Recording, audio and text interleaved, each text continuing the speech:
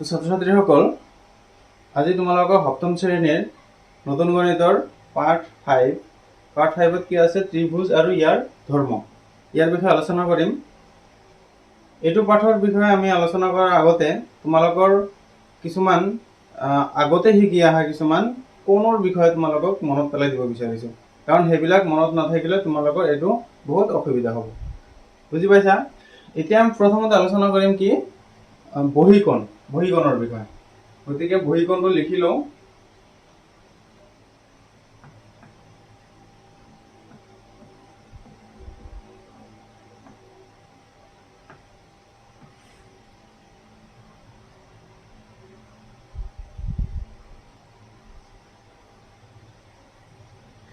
গতিকে বহীকোণ কাক কয়? বহীকোণ এতিয়া আমি কোণ উৎপন্ন কৰিব লাগিব। তাৰ বাবে আমি দুটা ৰেখা টানি দিলো, এইটো এডাল ৰেখা, এইটো এডাল ৰেখা। এতিয়া ইয়াৰ মাজেৰে যেহেতু কোণ উৎপন্ন কৰিব লাগিব, এনেকে এডাল ৰেখা টানি দিলো। বুজি পালা? এতিয়া এইটো ৰেখা যে আঁকিলো, এই ৰেখাটোৰ এটা নাম দিব লাগিব। আমি এল দি দিলো, আৰু এইটো ৰেখাৰ নাম আমি এম দি দিলো, আৰু এইটো ৰেখাৰ নাম আমি পি দি দিলো।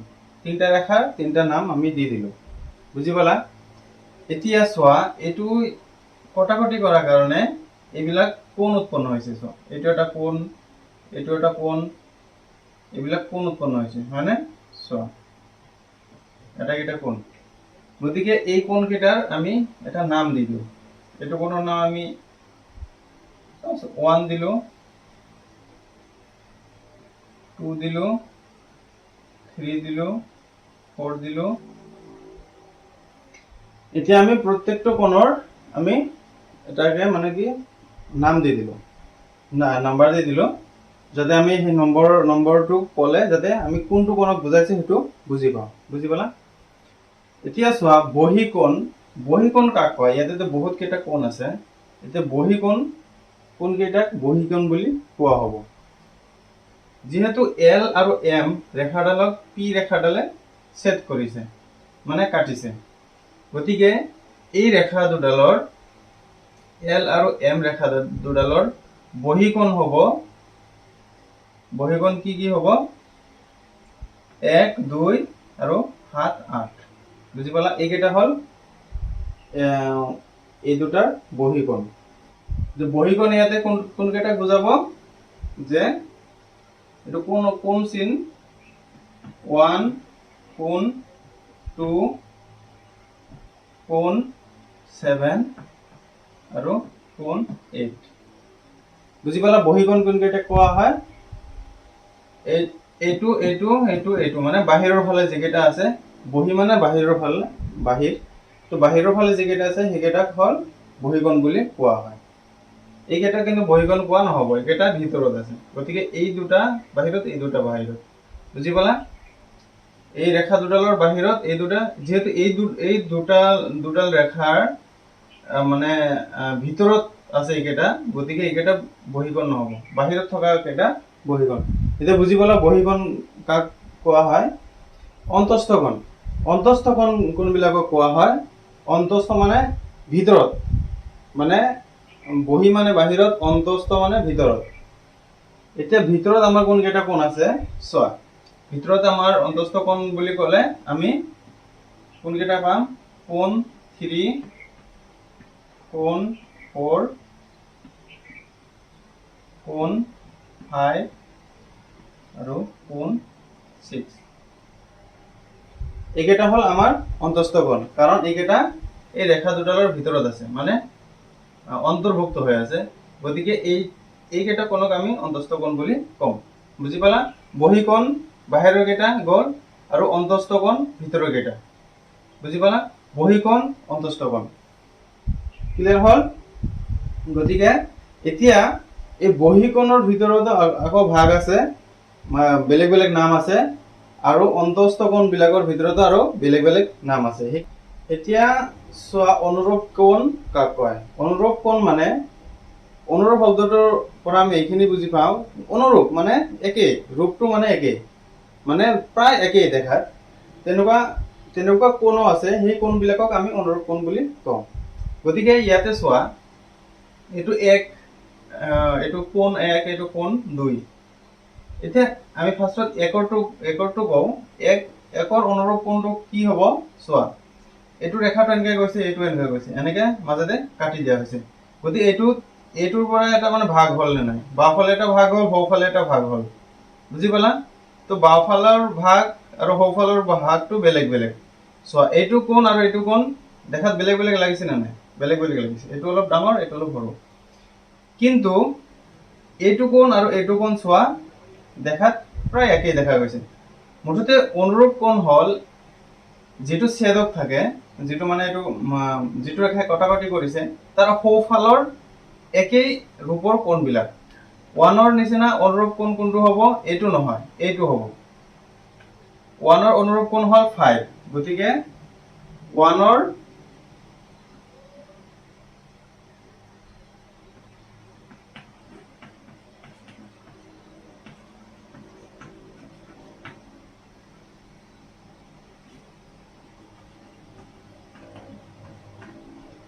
অনুৰূপ কোণ কি? কোণ 5, বুজি পালা? ওৱানৰ অনুৰূপ কোণ 5, যিহেতু এইটো এইফালে এইটো ৰেখাৰ ওপৰৰ কোণটো আৰু এইটো ৰেখাৰ ওপৰৰ কোণটো ছেদকৰ সোঁফালে, ছেদকৰ বাওঁফালে নহয়, ছেদকৰ সোঁফালে এইটো ৰেখা যে গৈছে, এল ৰেখা আৰু এম ৰেখা, এল ৰেখাৰ ওপৰত সোঁফালৰ এইটো কোণ আৰু এম ৰেখাৰ ওপৰত সোঁফালৰ এইটো কোণ হ'ল অনুৰূপ কোণ। ঠিক তেনেদৰে 2 নম্বৰ কোণৰ যিটো কোণ 2 আছে, এল ৰেখাৰ 2 কোণ, ইয়াৰ অনুৰূপ কোণ কোনটো হ'ব কোৱাচোন?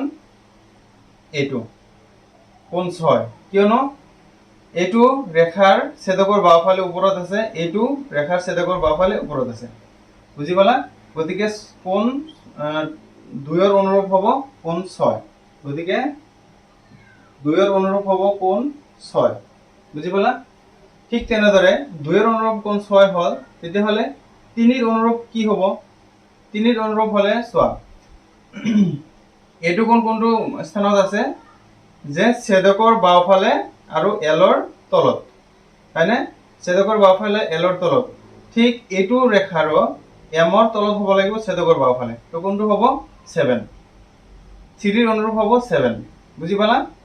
নিয়মটো বুজি পালা? যে এই দুটা ৰেখা যে এনেকে কটাকটি কৰিলে, এতিয়া দুটা ৰেখা, দুটাৰ নাম আছে, মানে দুটা ৰেখাৰ নাম আছে। এতিয়া এইটো কোণ কোনটোৰ লগত অনুৰূপ হ'ব? এইটো কোণৰ পজিশনটো চোৱা, যে এইটো ৰেখাৰ কি আছে? এইটো ৰেখাৰ ওপৰত আছে, কিন্তু ছেদকৰ সোঁফালে আছে। তাৰ লগত এইটো ৰেখাৰ অনুৰূপ কোণ কোনটো হ'ব? এইটোৰ ওপৰত থাকিব লাগিব আৰু ছেদকৰ সোঁফালে থাকিব লাগিব, একেফালে থাকিব লাগিব, ছেদকৰ একেটা সাইডত থাকিব লাগিব, তেতিয়াহ'লে অনুৰূপ কোণ হ'ব, বুজি পালা? ঠিক তেনেদৰে এইটো ৰেখাৰ অনুৰূপ কোণ, এইটো কোণৰ অনুৰূপ কোণ কোনটো হ'ব? এইটো হ'ব, কাৰণ এইটো ছেদকৰ সোঁফালে আছে আৰু ৰেখাৰ তলত আছে, এইটো ছেদকৰ সোঁফালে আছে, ৰেখাৰ তলত আছে, বুজি পালা? তো এইটোৰ অনুৰূপ হ'ব, এইটোৰ অনুৰূপ হ'ব এইটো, এইটোৰ অনুৰূপ হ'ব এইটো। নিশ্চয় বুজি পাইছা অনুৰূপ কোণ কাক কয়? অনুৰূপ কোণ মানে দুইটা কোণ মানে ৰেখাৰ একেটা সাইডতে একেটা পজিশনতে থাকে। গতিকে এইখিনি বুজি পাইছা। এতিয়া 6 কোণ 6, 6ৰ অনুৰূপ হ'ল 2, হয়নে? 8ৰ অনুৰূপ কি হ'ব কোৱাচোন? 8ৰ অনুৰূপ কি হ'ব?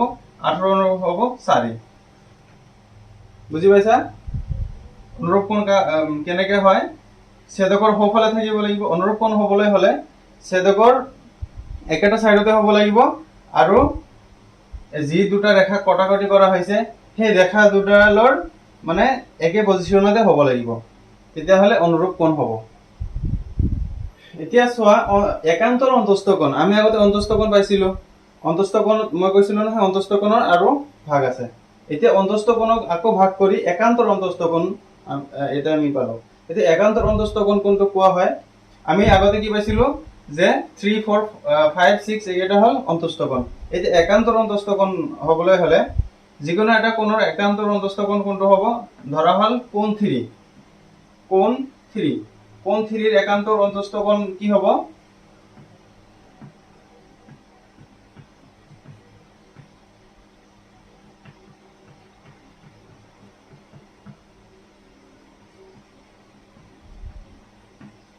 কোণ 3 ৰ একান্তৰ অন্তস্থ কোণ কি হ'ব একান্তৰ অন্তস্থ কোণৰ নিয়ম এইটোৱে যে অন্তস্থ কোণ মানে তো ভিতৰত থকা কোণ কিন্তু তাৰ লগত কি আছে একান্তৰ বুলি ক'লে এতিয়া অন্তস্থ কোণ এইটো 3 ৰ অন্তস্থ কোণটো একান্তৰ অন্তস্থ কোণ হ'ব 5 কেনেকে 5 হ'ব এইটো 3 টো হ'ল এইটো ৰেখাৰ কোণ এইটো L আৰু P ৰ কোণ এতিয়া 3 ৰ একান্তৰ অন্তস্থ কোণ হ'বলৈ হলে কি হ'ব লাগিব যেটো মানে আন এটা যেটো ৰেখা আছে হেতুৰ লগত ছেদকৰ বিপৰীত ফলৰ কোণটো হ'ব বুজি পালে একান্তৰ অন্তস্থ কোণ কোনবিলাকক কোৱা হয় এইটো কোণ ইয়াৰ বিপৰীত অন্তস্থ কোণ ইয়াৰ 3 ৰ বিপৰীত অন্তস্থ কোণ হ'ল এইটো কাৰণ এইটো যদি এইটোৰ বিপৰীত যদি এইটো দিয়া হয় এইটো কোণ দিয়া হয় এটা একেটা ৰেখাতে হৈ গল কোণটো এইটো নহব গতিকে আন এটা ৰেখাৰ বিপৰীত অন্তস্থ কোণটো হ'ব 3 ৰ একান্তৰ অন্তস্থ কোণ বুজি পালা ঠিক তেনেদৰে 6 ৰ একান্তৰ অন্তস্থ কোণ কোনটো হ'ব 6 ৰ একান্তৰ অন্তস্থ কোণ হ'ব 4 বুজি পালা নহলে এনেকৈ লিখিব পাৰি 5 ৰ একান্তৰ অন্তস্থ কোণ কি 3 4 ৰ একান্তৰ অন্তস্থ কোণ কি 6 বুজি পালা নিয়মটো যে একেটা ৰেখাতে হ'ব নালাগিব যেহেতু দুটা ৰেখা কটাকটি কৰা হৈছে গতিকে হেতু কোণৰ বিপৰীত ৰেখাটোৰ বিপৰীত অন্তস্থ কোণটো হ'ল একান্তৰ অন্তস্থ কোণ গতিকে 3 ৰ একান্তৰ অন্তস্থ কোণ কি হ'ব কোণ 5 আকৌ 4 ৰ কোণ 4 ৰ একান্তৰ অন্তস্থ কোণ কি হ'ব কোণ 6 গতিকে একান্তৰ অন্তস্থ কোণ বুজি পালা অন্তস্থ কোণ তো ভিতৰৰ কেইটাই হ'ব 3 4 5 6 একেটাৰ ভিতৰতে হ'ব কিন্তু একান্তৰ বুলি ক'লে বিপৰীতটো হ'ব বুজি পালা 3 ইয়াৰ বিপৰীতটো 5 6 ইয়াৰ বিপৰীতটো 4 গতিকে এটো ভালদৰে মনত ৰাখিবা সো একান্তৰ বহিকোণ বুলি কাক কয় ঠিক যেনেকৈ একান্তৰ অন্তস্থ কোণ আছিল ঠিক তেনেদৰে একান্তৰ বহিকোণ হেতু অন্তস্থ কোণ আছিল এটো বহিকোণ পাৰ্থক্য এইখিনিয়ে বাকি সব নিয়ম একে এতিয়া চোৱা বহিকোণ আমাৰ কি কি 1 2 আৰু 7 8 এইকেইটা হল আমাৰ বহিকোণ এতিয়া একান্তৰ বহিকোণ বুলি ক'লে হেতুৰ নিচিনাই যে বিপৰীত ৰেখাৰ মানে বিপৰীত ৰেখাৰ বিপৰীত কোণটো হ'ব বিপৰীত বহিকোণটো হ'ব একান্তৰ বহিকোণ সো 2 ৰ বিপৰীত ৰেখাৰ কোণ কি আছে 2 ৰ বিপৰীত ৰেখাৰ কোণ আছে এইটো 7 বিপৰীত বহিকোণ আছে 7 আৰু 8 এতিয়া 7 টো হলে ৰেখাটোৰ একেটা ছেদকৰ একে সাইডতে হৈ গল নহব বিপৰীত সাইডত হ'ব লাগিব বুজি পালা তেতিয়া হলে 2 ৰ বিপৰীত কোণ কোনটো এইটো বহিকোণ যে 2 ৰ কোণ 2 ৰ একান্তৰ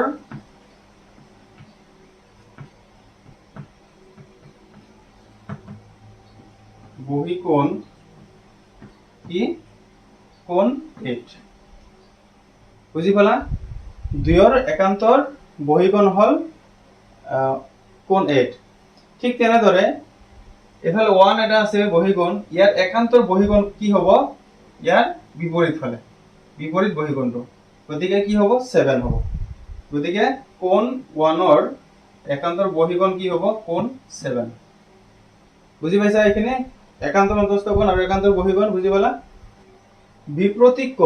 বিপ্ৰতীক কোণটো কি কোণ আমি চাও আহা এডাল ৰেখায় এডাল ছেদকে যদি দুডাল ৰেখাক ছেদ কৰে বা কটাকটি কৰে তেতিয়াহলে কি হয় মোট 4 জোৰ বিপ্ৰতীক কোণৰ উৎপন্ন হয় ঠিক তেনেদৰে ইয়াতে এডাল ছেদকে দুডাল ৰেখাক ছেদ কৰিছে গতিকে ইয়াতে 4 জোৰ বিপ্ৰতীক কোণ সৃষ্টি হৈছে বিপ্ৰতীক কোণ কোনটো যি দুডাল ৰেখাক ছেদ কৰিছে সেই তাৰে একেডাল ৰেখাৰে বিপৰীত কোণবোৰ হল মানে বিপ্ৰতীক কোণ তেতিয়াহলে এইটো ৰেখাৰ ইয়াতে 4টা কোণ আছে 4টা কোণৰ ইয়াৰ 2 ৰ বিপৰীত কোণ কি হ'ব 2 4 হ'ব বুজি পালা গতিকে 2 ৰ হ'ব 4 1 ৰ হ'ব 3 6 ৰ হ'ব 8 আৰু 7 ৰ হ'ব 5 আগতে আমি বেলেগ বেলেগ ৰেখাৰ পাইছিলো এতিয়া একেটা ৰেখাৰে মানে বিপৰীত কোণবোৰ হল মানে বিপ্ৰতীক কোণ, বিপ্ৰতীক কোণ। বুজি পালা? তেতিয়াহ'লে কেইযোৰ হ'ব? 4যোৰ। তাৰে একযোৰ হ'ল কোণ 2 আৰু কোণ 4, কোণ 1 আৰু কোণ 3, আৰু এইটোৰ ৰেখাৰ পৰা কোণ 6 আৰু কোণ 8, কোণ 7 আৰু কোণ 5। বুজিছা? এইবিলাক হ'ল বিপ্ৰতীক কোণৰ জোৰ। এইটো একযোৰ, এইটো একযোৰ, এইটো একযোৰ। এতিয়া তুমি যদি কোৱা যে তোৰ বিপ্ৰতীক কোণ 8 নহ'ব, এইটো কি হৈ যাব? একান্তৰ বহীকোণ হৈ যাব। বুজি পালা? আৰু যদি কোৱা যে তোৰ এইটো, তথাপি নহ'ব। বিপ্ৰতীক কোণ হ'বলৈ হ'লে ইয়াৰ বিপৰীত হ'ব লাগিব। ঠিক একেটা ৰেখাৰে তাৰ বিপৰীত কোণটো হ'ল বিপ্ৰতীক কোণ। বুজি পালা? এতিয়া চোৱা, ছেদকৰ একেফালৰ বহীকোণ। ছেদক কোনটোক কয়? এই পি যিটো ৰেখাই কাটাকাটি কৰিছে, দুডাল ৰেখাক কটাকাটি কৰিছে, এইটো ছেদক, এইটোক ছেদক বুলি কোৱা হয়। বুজি পালা? তো দুডাল ৰেখাক যে ছেদ কৰিছে, এইটো ছেদকটো হ'ল কি? পি ৰেখাটো ছেদ কৰিছে। এতিয়া ছেদক মানে পি ৰেখাডালক আমি ছেদক বুলি কওঁ। এতিয়া ছেদকৰ একেফালে থকা বহীকোণ, ছেদকৰ একেফালে থকা বহীকোণ। এতিয়া ছেদকৰ একেফালে অৰ্থাৎ ছেদকৰ সোঁফালে থকা বহীকোণ কি কি আছে? 8 আৰু 1। বুজি পাইছা? তো কোণ 1 আৰু কোণ 8, এইটো হ'ল একযোৰ, সোঁফালে থকা একযোৰ। আৰু বাওঁফালে থকা কি আছে? কোণ 2 আৰু কোণ 7। এইকেইটা হ'ল বাওঁফালে থকা বহীকোণ। যিহেতু আমাৰ বহীকোণ লাগে, গতিকে ছেদকৰ সোঁফালে কি কি বহীকোণ আছে? 1 আৰু 8, আৰু ছেদকৰ বাওঁফালে আছে 2 আৰু 7। এইকেইটাক ছেদকৰ একেফালে থকা বহীকোণ বুলি কোৱা। এতিয়া যদি কোৱা হয় যে ছেদকৰ সোঁফালে থকা বহীকোণ কি কি বুলি ক'ব লাগিব? কোণ 1 আৰু কোণ 8, আৰু বাওঁফালে ক'লে কোণ 2 আৰু কোণ 7। বুজি পাইছা? তো ছেদকৰ একেফালে থকা বহীকোণ। বুজি পালা? এতিয়া চোৱা, আৰু চোৱা যে ছেদকৰ এডাল ৰেখাই যদি দুডাল ৰেখাক যদি ছেদ কৰিছে, তেতিয়াহ'লে মুঠ কেইযোৰ বহীকোণ উৎপন্ন হ'ব? ছেদকৰ 2যোৰ। চোৱা, এইটো একযোৰ, এইটো একযোৰ, এনেকুৱা 2যোৰ মানে একেফালে মানে বহীকোণ উৎপন্ন হ'ব ছেদকৰ বাওঁফালে আৰু সোঁফালে। ঠিক তেনেদৰে ছেদকৰ একেফালে থকা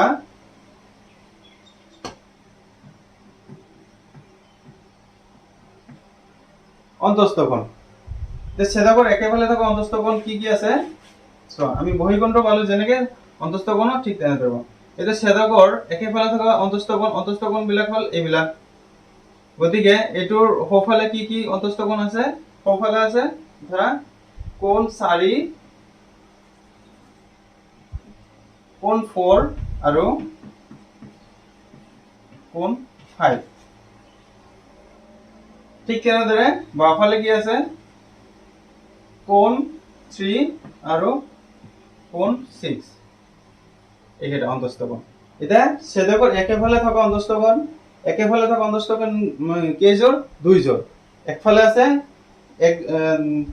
3 আৰু 6, আৰু আনফালে আছে 4 আৰু 5। গতিকে এইকেইটা হ'ল এই 2যোৰ ছেদকৰ একেফালে থকা অন্তস্থ কোণ। আৰু একেফালে থকা বহীকোণ 2যোৰ, সেইকেইটা আমি আগতে কি পালো যে 1 আৰু 8 একযোৰ, আৰু 2 আৰু 7 একযোৰ। গতিকে এইখিনি আছে তোমালোকৰ কোণৰ বিষয়ে জানিবলগীয়া, যে কোণ মানে এডাল ৰেখা যদি দুডাল ৰেখা মানে কটাকটি কৰাৰ পিছত ছেদ কৰাৰ পিছত কি কি কোণ উৎপন্ন হয়, আৰু সেই কোণবিলাক কি কি তাক আমি থুলমূলকৈ জানিলো। এতিয়া চোৱা, এইটো যে ৰেখা আঁকা হৈছে, এইটো কিন্তু সমান্তৰাল নহয়। চোৱা, এইফালে ঠাই কম আছে, এইফালে দূৰত্বটো অলপ বেছি আছে। গতিকে এইটো এনেকে যদি বঢ়াই অনা হয় এইটো এটা সময়ত লগ লাগি যাব, গতিকে এইটো সমান্তৰাল নহয়। বুজি পালা? এতিয়া সমান্তৰালভাৱে সমান্তৰাল ৰেখাক এনেকুৱা সমান্তৰাল ৰেখাক যদি এটা ছেদকে যদি ছেদ কৰে তেতিয়াহ'লে তাৰ কোণবিলাকৰ ধৰ্ম কি, তাৰ কোণবিলাকৰ নিয়ম কি, সেইবিলাকৰ বিষয়ে অলপ জানো আহা। আমি কোণৰ বিষয়ে আগতে শিকিলো। এতিয়া আগৰ আমাৰ কোণবিলাক কি আছিল যে দুডাল মানে সমান্তৰাল সৰল ৰেখাৰ কোণ নাছিলে। এতিয়া দুডাল সমান্তৰাল সৰল ৰেখাক যদি এডাল ছেদকে ছেদ কৰে তাতে যিবিলাক উৎপন্ন হ'ব কোণবিলাক সেইবিলাকৰ কি নিয়ম আছে, কি ধৰ্ম, সেইবিলাক কি নিয়ম মানি চলায়। ঠিক আছে? এতিয়া ধৰা হ'ল যে এইটো এল ৰেখা আৰু এম ৰেখা এই দুডাল সমান্তৰাল সৰল ৰেখা আৰু তাক ছেদ কৰিছে কি পি ৰেখাডালে। বুজি পালা? ছেদ কৰাৰ কাৰণে আমাৰ কি উৎপন্ন হৈছে যে অন্তস্থ কোণ উৎপন্ন হৈছে, বহিকোণ উৎপন্ন হৈছে, হা, তাৰপিছত অনুৰূপ কোণ উৎপন্ন হৈছে, একান্তৰ বহিকোণ, একান্তৰ অন্তস্থ কোণ এইবিলাক উৎপন্ন হৈছে। বুজি পালা? এতিয়া ইয়াৰ নিয়মবিলাক কি চোৱা। দুডাল সমান্তৰাল সৰল ৰেখাক এডাল ছেদকে ছেদ কৰিলে উৎপন্ন হোৱা বিভিন্ন কোণ আৰু ইয়াৰ ধৰ্ম। যদি এনেকুৱা হয় যে দুডাল সমান্তৰাল সৰল ৰেখাক এডাল ছেদকে ছেদ কৰে তেতিয়াহ'লে তাৰ কোণবিলাক, তাৰ আগতে আমি যে শিকি আহিলো যে অনুৰূপ কোণ কাক কয়, তোমালোকে নিশ্চয় পাহৰি যোৱা নাই। একান্তৰ কোণ কাক কয়, এইবিলাক কোণৰ মানে কি হ'ব, এই এনেকুৱা যদি ৰেখাডালক সমান্তৰাল সৰল ৰেখাক যদি এডাল ছেদকে ছেদ কৰে তেতিয়াহ'লে তাৰ অনুৰূপ কোণবোৰ সমান হ'ব। ইয়াতে অনুৰূপ কোণ কোনবিলাক আছে ধৰিব পাৰিছানে? অনুৰূপ কোণ ইয়াতে চোৱা, কোণ 1, কোণ 1 ইয়াৰ অনুৰূপ কোণ কি আছে? কোণ 5। বুজি পালা? কোণ 1ৰ অনুৰূপ কোণ হ'ল কোণ 5। বুজি পালা? গতিকে কোণ 1 আৰু কোণ 5 সমান। বুজি পালা? এতিয়া এইটো খালি মানে সমান্তৰাল সৰল ৰেখাক এডাল ছেদকে ছেদ কৰিলে এইটো নিয়মটো খাটে। গতিকে ইয়াৰ অনুৰূপ কোণ 1ৰ অনুৰূপ কোণ 5 হ'ল আৰু 2ৰ অনুৰূপ কোণ কি হ'ব? 2ৰ অনুৰূপ কোণ হ'ব 6, হয়নে? গতিকে 2 আৰু 6 এইটো সমান। তাৰপিছত 3 আৰু 7 এইটো অনুৰূপ কোণ সমান। 4 আৰু 8 এইটো অনুৰূপ কোণ সমান। তাৰপিছত কি আছে? একান্তৰ অন্তস্থ কোণবোৰ সমান। একান্তৰ অন্তস্থ কোণবোৰ সমান। এতিয়া অন্তস্থ কোণটো আমি পাইছো, অন্তস্থ কোণ পাইছো। এতিয়া অন্তস্থ কোণ কি কি আছে? 3, 4, 5, 6 একেটা অন্তস্থ কোণ। এতিয়া একান্তৰ অন্তস্থ কোণবিলাকক কোৱা হয় যে ইয়াৰ বিপৰীত ফলৰ যিটো কোণ সেইটো একান্তৰ অন্তস্থ কোণ। গতিকে এইটো 4ৰ বিপৰীত একান্তৰ অন্তস্থ কোণ কোনটো? এইটো 6। গতিকে এই একান্তৰ অন্তস্থ কোণবিলাকক কি হয়? সমান হয়। গতিকে কি হ'ব?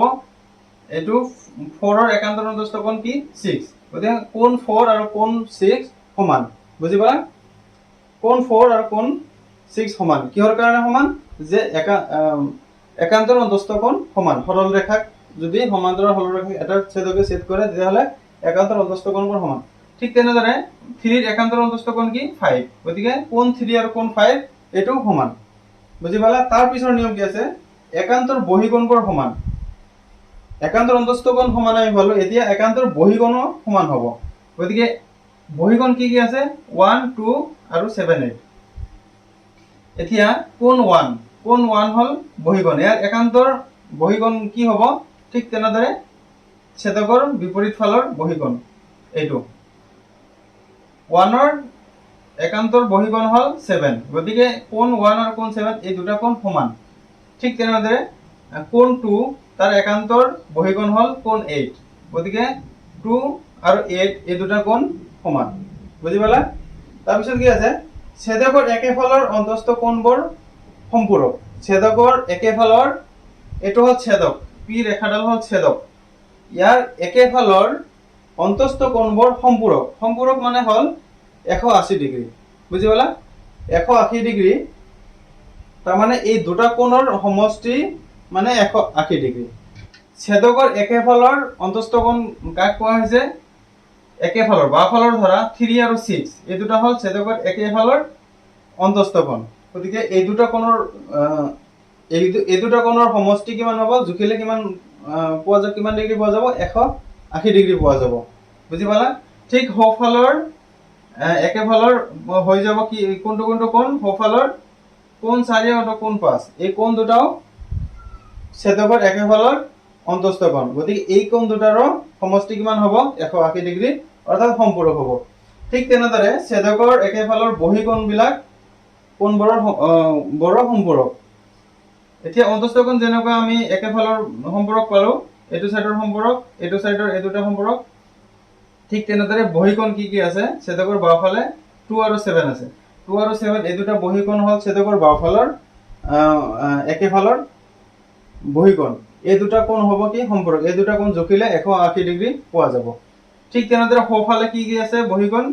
1 আৰু 8 1 আৰু 8 এই দুটা কোণ আছে সোঁফালৰ ছেদকৰ সোঁফালৰ বহিকোণ গতিকে এই দুটা কোণ জুখিলে কিমান ডিগ্ৰী পোৱা যাব 180 ডিগ্ৰী পোৱা যাব অৰ্থাৎ এই দুটা কোণৰ সমষ্টি সম্পূৰক এই পাঁচটা নিয়ম যদি কোনো ছেদকে দুডাল সমান্তৰাল সৰল ৰেখাক ছেদ কৰে তেতিয়াহ'লে এই পাঁচটা নিয়ম মানে প্ৰযোজ্য হয় এই পাঁচটা নিয়ম সদায় মনত ৰাখিব লাগিব তেতিয়াহ'লে আমি যিটো পাঠত আলোচনা কৰিম ত্ৰিভুজ আৰু ইয়াৰ ধৰ্ম তাতে এইকেইটা নিয়ম মনত ৰখাটো অত্যন্ত দৰকাৰ গতিকে এইকেইটা মনত ৰাখিবা আৰু আমি আমাৰ যিটো পাঠ 5 নম্বৰ পাঠ সেই পাঠটো আমি আলোচনা আৰম্ভ কৰোঁ এইখিনি কেৱল তোমালোকক মনত পেলাই দিবৰ কাৰণে এইখিনি আমি পঢ়িলোঁ এইটো আগতে তোমালোকে পাই আহিছা গতিকে আকৌ এবাৰ মনত পেলাই দিলোঁ যদি কিবা কনফিউজন আছিলে এতিয়া আৰু কনফিউজন নাই বুলি মই ভাবিম আৰু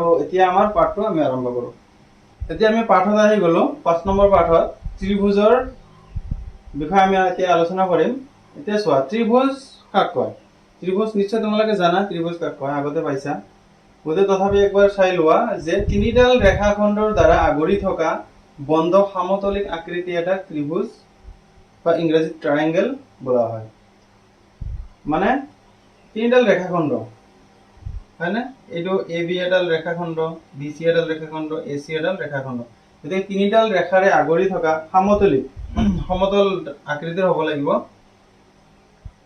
এনেকে ওখ হ'লে নহ'ব সমতল হ'ব লাগিব সমান হ'ব লাগিব তেনেকুৱা আকৃতিক ত্ৰিভুজ বুলি কোৱা হয় বুজি পালা এতিয়া ত্ৰিভুজৰ মানে তিনিটা যে বাহু আছে বাহুবিলাকৰ নাম দিয়া হৈছে এইটো এ বি চি এই তিনিটাৰ মানে এটা বাহু আছে এ বি বাহু এইটো হ'ল এ বি বাহু এইটো হ'ল বি চি বাহু এইটো হ'ল এ চি বাহু বা চি এ বাহু বুজি পাইছা এতিয়া চোৱা এটা কথা মন কৰিছা নাই যে এ বি চি আমি এনেকে দিছো এইটো এ বি চি এনেকেও দিব পাৰিলে হয় কেতিয়াবা মন কৰিছানে চাবা তোমালোকে যিবিলাকৰ মানে ত্ৰিভুজ বা চতুৰ্ভুজ যিয়ে হওক আমি কি কৰোঁ এনেকে উল্টাকে মানে বাওঁফালে আমি নামবিলাক দিওঁ কাৰণ এণ্টি ক্লক ঘড়ী যিফালে ঘূৰে তাৰ ওলোটা ফালে আমি এইবিলাক নামবিলাক বহুৱাব লাগে সেইটো কাৰণে আমাৰ এইফালে গৈছে তোমালোকে সদায় নামাকৰণ কৰোঁতে নাম দিওঁতে এনেকে এণ্টি ক্লক চিষ্টেম হিচাপত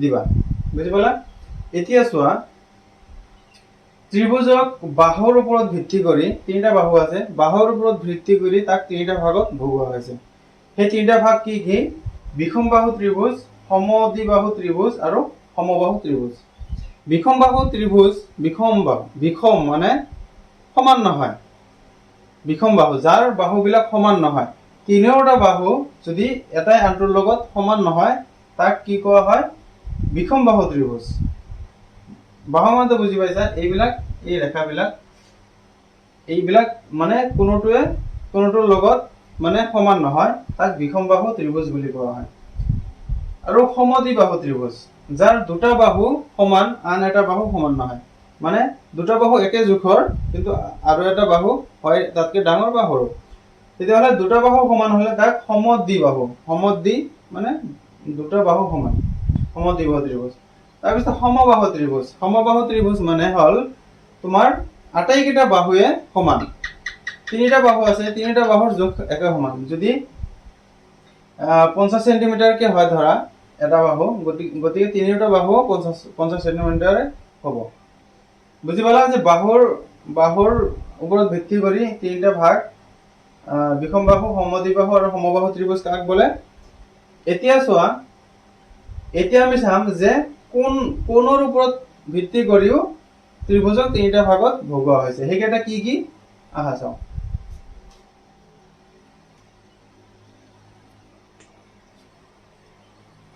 এতিয়া চোৱা যে ত্ৰিভুজৰ কোণৰ ওপৰত ভিত্তি কৰি, এইবিলাক হ'ল কোণৰ ওপৰত ভিত্তি কৰি ইয়াক তিনিটা ভাগত ভগোৱা হৈছে। তাৰে এটা হ'ল কি সূক্ষ্মকোণী ত্ৰিভুজ। সূক্ষ্মকোণী ত্ৰিভুজ কোনবিলাকক কয়? যিবিলাক ত্ৰিভুজৰ তিনিওটা কোণ সূক্ষ্মকোণ। সূক্ষ্মকোণ অৰ্থাৎ সূক্ষ্মকোণ মানে কি যে 90 ডিগ্ৰীতকৈ সৰু। তিনিওটা কোণ 90 ডিগ্ৰীতকৈ সৰু হ'লে তেতিয়াহ'লে তাক সূক্ষ্মকোণী ত্ৰিভুজ বুলি কোৱা হয়।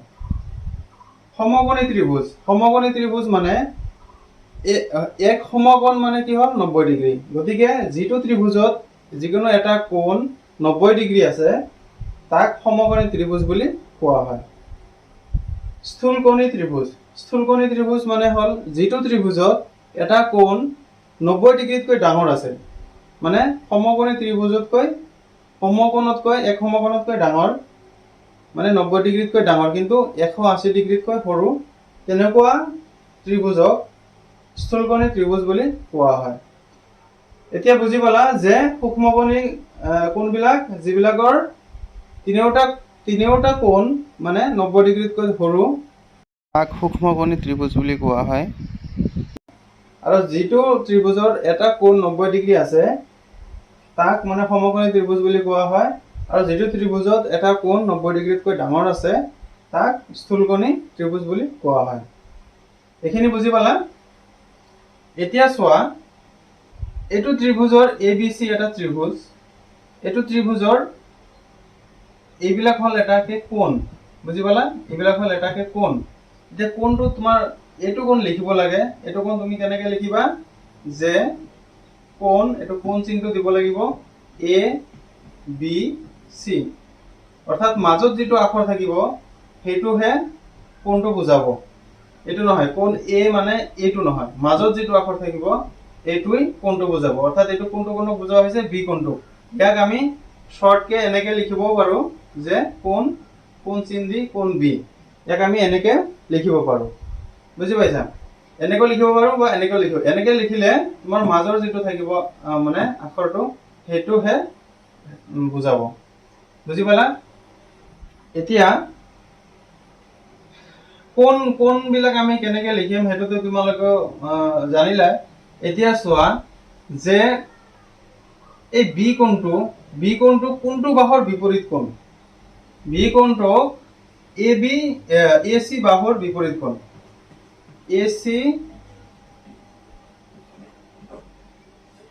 AC বাহুৰ বিপৰীত কোণ কি? কোণ বি। এইটো হ'ল AC বাহুৰ বিপৰীত কোণ। ঠিক তেনেদৰে BC বাহুৰ বিপৰীত কোণ কোনটো? BC বাহুৰ বিপৰীত কোণ হ'ল কোণ A। ঠিক তেনেদৰে AC বাহুৰ বিপৰীত কোণ হ'ল কোণ B। ত্ৰিভুজৰ বাহুৰ বিপৰীত কোণ যদি তোমালোকক লিখিব লাগে তেতিয়াহ'লে কেনেকৈ উলিয়াবা? যদি কোৱা হয় যে AC বাহুৰ বিপৰীত কোণটোৰ যোগ ধৰা 50 ডিগ্ৰী। AC বাহুৰ বিপৰীত কোণৰ যোগটো 50 ডিগ্ৰী। এইটো বিপৰীত কোণ কোনটি বুলি ভাবিবা এতিয়া? এইটো, কাৰণ এইটো চিধা বিপৰীত আছে, এইটো নহয়। ঠিক তেনেদৰে এইটো বাহুৰ বিপৰীত কোণ এইটো বাহুৰ বিপৰীত কোণ এইটো AB বাহুৰ বিপৰীত কোণ এইটো। ঠিক আছে? বিপৰীত কোণ কেনেকে চিনিব পাৰি? এনেকে। আৰু ইয়াক আমি যেনেকে বাহুৰ বিপৰীত কোণ আমি যেনেকে গম পালো, ঠিক তেনেদৰে কোণৰ বিপৰীত বাহু আমি গম পাই যাম। এতিয়া ধৰা কোণ A ইয়াৰ বিপৰীত বাহু কোনটো হ'ব? কোণ A ৰ বিপৰীত বাহু এইটো হ'ব, BC বাহু। ঠিক তেনেদৰে কোণ C ৰ বিপৰীত বাহু কি হ'ব? AB হ'ব, কোণ AB বাহু। বুজি পালা? যে কোণ C যে কোণৰ বিপৰীত বাহু বা বাহুৰ বিপৰীত কোণ কেনেকে আমি গম পাব পাৰো? এনেকে। ত্ৰিভুজৰ বহিকোণ কাক কয়? এইবিলাকতো আমাৰ যিবিলাক কোণ আছে এইবিলাক কোণটো ভিতৰত আছে, তাৰমানে এইবিলাক হ'ল অন্তস্থ কোণ। এতিয়া বহীকোণ মানেতো বুজি পোৱা বাহিৰৰ কোণ। গতিকে ইয়াৰ বাবে কি কৰিব লাগিব, যিকোনো এডাল ৰেখা মানে কোণে কোণে লম্বা কৰি দিব লাগিব। গতিকে এইটো এ বি ৰেখাটোক আমি যদি এনেকৈ বঢ়াই দিওঁ, ডি বিন্দুলৈ বঢ়াই দিলোঁ, এ বি ৰেখাডালক আমি ডি বিন্দুলৈ বঢ়াই দিলোঁ, তেতিয়াহ'লে চোৱা ইয়াতে এটা কোণ উৎপন্ন হ'ল, হ'লে নাই? এই কোণটোক মানে বহীকোণ বুলি কোৱা হ'ব, যিহেতু এইটো কোণ বাহিৰত আছে। বুজি পালা? গতিকে এই কোণটো কোণ ইয়াক কেনেকৈ লিখিব লাগিব, যে চি বি ডি, কোণ চি বি ডি, কোণ চি বি ডি এটা বহীকোণ। হা, ইয়াৰ এতিয়া বহীকোণটো আমি পালো। এতিয়া এইটো এই দুটা কোণ হ'ব এই কোণটোৰ, এই বহীকোণটোৰ বিপৰীত অন্তস্থ কোণ। বুজি পালা? গতিকে কোণ বি এ চি আৰু কোণ এ চি বি, এই দুটা কোণ এইটো কোণৰ বিপৰীত অন্তস্থ কোণ, মানে বিপৰীত ফালে থকা মানে অন্তস্থ কোণ। বুজি পালা? এতিয়া আমি ইয়াতে এটা বহীকোণ পালো, হয়নে? এতিয়া কোণ এ বি চি, অৰ্থাৎ এইটো কোণ আৰু এইটো কোণ, এই দুটা কি কোণ, এই দুটাক একেলগে মানে সন্নিহিত কোণ বুলি কোৱা হয়। বুজি পালা? এই দুটাক একেলগে সন্নিহিত কোণ বুলি কোৱা হয়। কিন্তু এই দুটাক এইটোৰ কোণ চি বি ডি, এই বহীকোণ যিটো, এই বহীকোণটোৰ এই দুটা বিপৰীত অন্তস্থ কোণ। বুজি পালা? এতিয়া এ বি ৰেখাডালক আমি ডি বিন্দুলৈ বঢ়াই দিয়াৰ কাৰণে কি হ'ল, এটা বহীকোণৰ উৎপন্ন হ'ল। ঠিক তেনেদৰে আমি তিনিওটা ৰেখাক যদি এনেকে একাদিক্ৰমে যদি বঢ়াই দিওঁ, তেতিয়াহ'লে কি হ'ব, আমি তিনিটা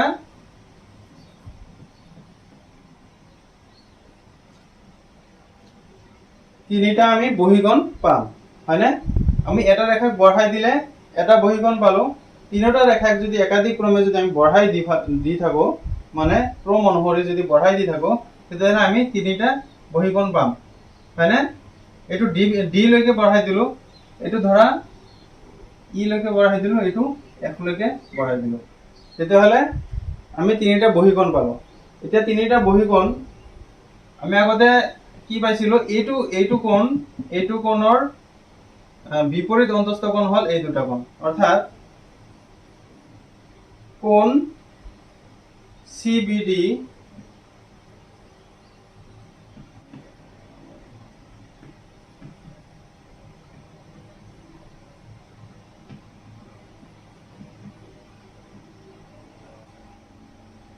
কোণ CBD-ৰ বিপৰীত অন্তস্থ কোণ দুটা কি কি? কোণ CBD মানে এইটো বহীকোণৰ বিপৰীত অন্তস্থ কোণ দুটা কি কি? কোণ BAC আৰু কোণ ACB, এই দুটা কোণ হ'ল এইটো কোণৰ বিপৰীত অন্তস্থ কোণ। ঠিক তেনেদৰে এইটো যে বহীকোণ আছে, এইটো বহীকোণৰ নাম কি? এইটো বহীকোণ হ'ল ECA। এইটোৰ বিপৰীত অন্তস্থ কোণ দুটা কি কি হ'ব? এইটো কোণৰ বিপৰীত অন্তস্থ কোণ দুটা হ'ব এইটো আৰু এইটো, অৰ্থাৎ CAB, কোণ CAB আৰু কোণ ABC, এই দুটা হ'ব এইটো কোণৰ বিপৰীত অন্তস্থ কোণ। ঠিক তেনেদৰে এইটো বহীকোণ যে আছে, এইটো বহীকোণৰ নাম কি? এইটো বহীকোণৰ নাম হ'ব CAF।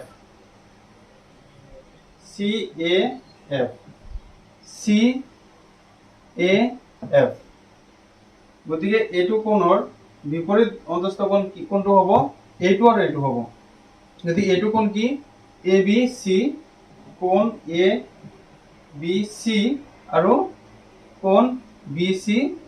এ কোণ বি চি এ এইকেইটা হ'ল বিপৰীত অন্তস্থ কোণ বুজি পালা এইকেইটা নিশ্চয় বুজি পাইছা এইটো একো টান কথা নাই একো এইটো বহিকোণ এইটো কোণক আমি লিখিবলৈ হ'লে কি কৰিব লাগিব এই আখৰটো মাজত ৰাখিব লাগিব এই আখৰটো মাজত ৰাখি এইফালৰ এটা আখৰ এইফালে গতিকে এইফালে কি আছে এ আছে এ চি ই এইটো হ'ল কি হ'ব এটা বহিকোণ বুজিছা এটা এটা বহিকোণ তো ইয়াৰ অন্তস্থ কোণ কি হ'ব এই দুটা যেটো দূৰত আছে এই দুটা এইটো হ'ল সন্নিহিত কোণ বুজিছা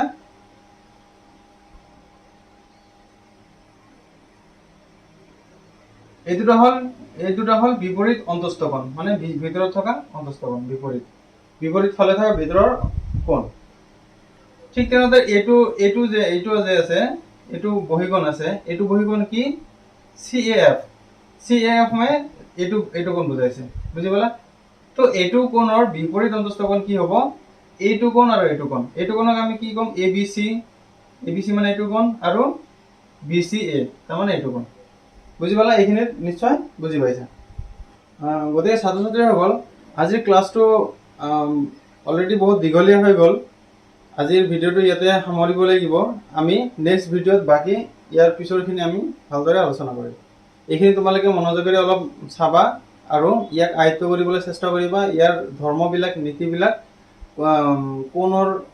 কোনটো কোণক কি কোণ বুলি কোৱা হয় সেইবিলাক তোমালোকে ভালদৰে চাই ল'বা তেতিয়াহ'লে নেক্সট যেতিয়া আমি আগবাঢ়িম তেতিয়াহ'লে কোৱাৰ লগে লগে তোমালোকে ধৰিব পাৰিবা যে এইটো কোনটো কোণৰ কথা কোৱা হৈছে গতিকে আজিলৈকে ইয়াতে সামৰিছোঁ পুনৰ লগ পাম আন এটা ভিডিঅ'ত